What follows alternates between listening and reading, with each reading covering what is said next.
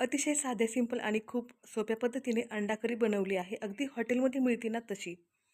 फक्त 10 मिनिटामध्ये. चला तर मग वेळ न घालवता रेसिपीला सुरुवात करूयात. या ठिकाणी 4 अंडी मस्त उकडून घेतली आहेत. त्यानंतर थोडंसं खोबरं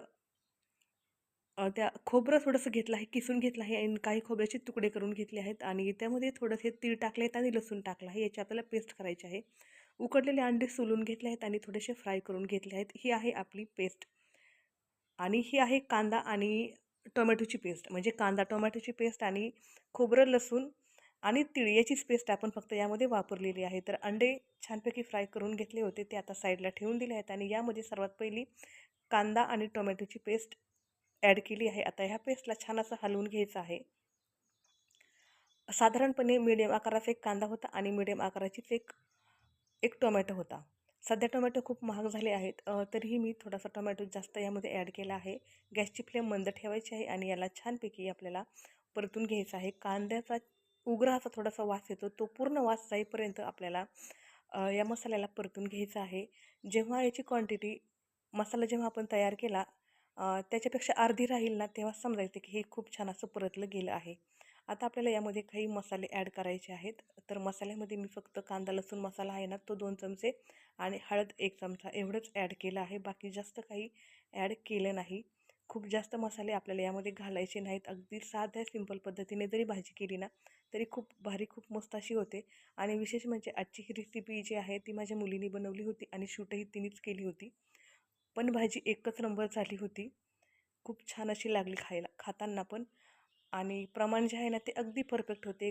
तिखटाचे प्रमाण, मिठाचे प्रमाण सर्व काही अगदी व्यवस्थित होते. आणि आता हे वाटण आहे आपण खोबरं, तीळ आणि लसूण ह्या 3 पदार्थांचं. तर हेही वाटण यामध्ये ॲड करून घ्यायचं आहे आणि हेही वाटण छान असं परतून घ्यायचं आहे. साधारणपणे 3 ते 4 मिनिट. तेल थोडंसं कमी वाटलं म्हणून वरून तेल टाकलं आहे.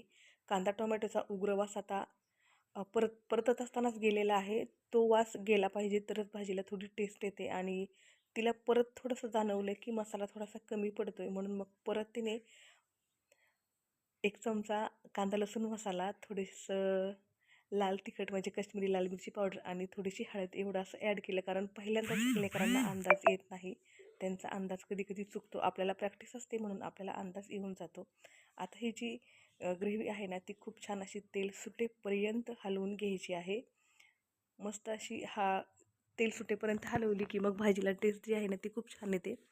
शेजारच्या गॅसवरती पाणी गरम करण्यासाठी ठेवलं होतं आणि जेवढं आपल्याला आता पाणी हवं आहे तेवढं पाणी भाजीमध्ये टाकायचं आहे. तर मी तिला सांगितलं, बाळा अर्धं पाणी टाक. तिने अर्धं पाणी टाकलं. फक्त चूक एका ठिकाणी झाली की गॅसची फ्लेम खूप हाय ठेवली होती.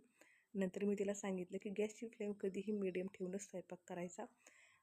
जोपर्यंत आपण नवीन आहोत तोपर्यंत तरी. नंतर आपण हाय फ्लेमवरती स्वयंपाक केला तरीही चालतो.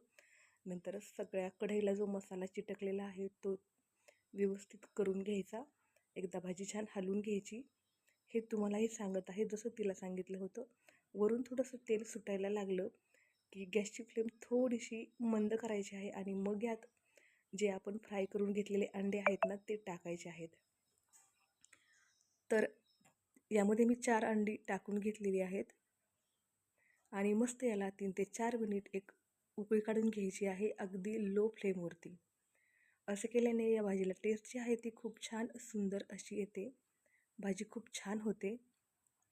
खूप जास्त वेळ न लावता किंवा खूप जास्त मसाले न वापरता अतिशय साध्या सिंपल पद्धतीने अशी ही रस्सा भाजी तयार होते. 3 ते 4 मिनिटाची एक उकळी आली की गॅस बंद करायचा आहे आणि भाजी सर्व करण्यासाठी घ्यायची आहे. भाजी 5 मिनिट छान सेट झाली की तुम्ही पाहू शकता खूप छान लूक या भाजीला येतो. याप्रमाणे नक्की एकदा भाजी ट्राय करून पहा. भाकरी भात कशासोबतही खाता येते. चॅनलवरती नवीन असाल तर कृपया चॅनलला सबस्क्राईब करा.